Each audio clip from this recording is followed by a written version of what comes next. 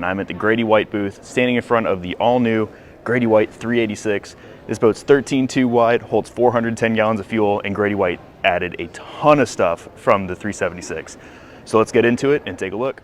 All right, so powered with triple 450 Yamahas.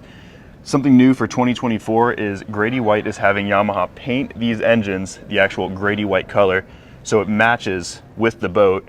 It's not pearlescent white to Grady-White's ivory color. But here's a quick sign for it. Grady-White 386, 13.2 long, it's 36.7 wide. You can pause that, read the rest of it. But great layout of a boat. They took a lot from the 456 and brought it down to this boat. Same all glass helm. Some stuff that they did, and you're gonna notice right when we get up there, is they've added 2 side doors now instead of having just one, and they filled this transom in and added an extra live well in the back. So 376, it was in the wet bar. Now there are 2 live wells back here in the transom. Freshwater wash down, hot and cold, and then the freezer box that is a copper coil lined box. So it's actually getting a freezer, not just a chiller. And your other live well back here. Just below these, you have 2 tackle trays. Same fold-up seat that we've seen in all these Grady-Whites. Other tackle tray there. And rod holders, pop-up cleats. The same stuff we're going to see in every other Grady-White that makes a Grady a Grady. But this is probably one of my favorite additions here, is this Corian countertop in the back. Under here you have your trash can, you have a grill, and you have a dedicated sink. So the biggest change, if you did the grill on the last 376, you'd lose the sink. If you did the live well, there's a couple things, there's some trade-offs there. With this big prep surface back here though, gives you a nice grab rail. The backseat passengers have their own speakers. And then you have a couple big storage drawers down in here. Grady-White also updated their tool holder here. So made it a lot sleeker, made it look a lot better. Added the Grady-White logo to it, knife holder, plier holder, and added some extra rod holders on the back. So now you have 6 rod holders on the back of the helm chair. And then more rod holders up top, and then you have the sunshade here. We also did the outrigger option on this boat. Beautiful look of the convention center here at the Lauderdale show. So something that we don't really pay attention to too much is this boat has fuel fills on both sides. There's one tank, 410 gallons, but there's fuel fills on both sides. So that was Grady-White just thinking ahead. One thing I missed over here, just a little lure storage. Beautiful lighting. You still have your toe kick panels on all these inlets here. But let's go ahead and move to the helm. This is a 37-foot boat with 4 wide helm seats that have the adjustable bolsters and armrest per chair. All these seats do move forward and back.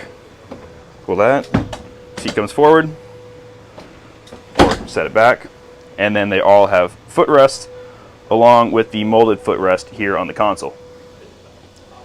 Just underneath, little drawer for phone, wallet, keys, stuff along those lines.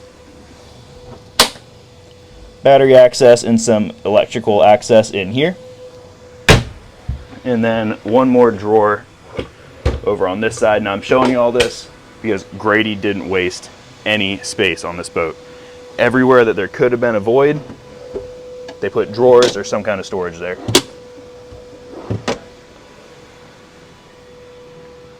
Overhead, we have the life jacket storage, and then a big electronics box. See if I can do this single-handed, where you have your VHF and a little cargo net to help hold everything in.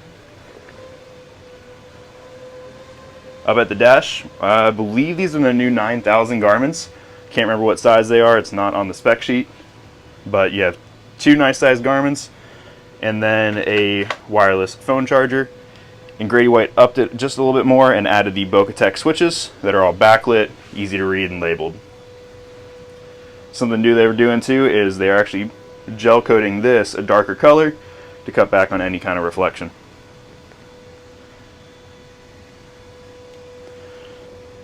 They're using the Yamaha battery switch. Of course, Bennett trim tabs.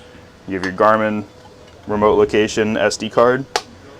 Yamaha Helm Master, AC at the helm. I mean, this helm is set up amazing to run a big boat. Center steer with excellent field of view. You don't have really big pillars on this boat. They're pretty small pillars, but really good field of view up here. And then you're picking up a couple extra speakers right up there in the hardtop. So this concept here of the front entry helm is actually from the 456. So your door's back here. It's got the stop in it right now. But your door's back here, walking down into the cabin. You do have a nice sized berth up there with rod holder, lockable rod lockers here on port and starboard. You have your sound system in here, and then a small galley over off to the starboard side, sink, microwave, stuff along those lines. Breaker panel is right when you walk into the boat, and then you just pick up some extra drawers here and some rod holders. Something that was asked for a million times in that 376 was a closed-in head, and that's what Grady-White did. You actually have a door to walk into your wet head, sink, shower, access to your electronics. And something I really like is it's actually an independent shower head. It's not a sink faucet. So Grady-White thought of that and did a really good job with it. The delivery of this boat has been amazing. Everything that they've done and updated on this boat. Let's go ahead and go up to the bow of the boat. So instead of a traditional coffin box, what they went ahead and did was made a forward-facing lounge. And you can see the ergonomics of it, how it dips down, keeps you into the seat, keeps your legs propped up, and it's super comfortable. We've had people on it the whole show so far, and they have loved this seat. Right at the foot of it, some super deep drawers. They used all the space they absolutely could on both of these. And then you have the electric backrest here. Press that button up, backrest come up. All these cushions come off. It's all non-skid, so you can use this as a casting platform or seating area. Something worth noting too is you have the optional bow shade with this boat, which is what these receivers are for. There's two poles, not sure where they are in the boat right now, but you can set that up.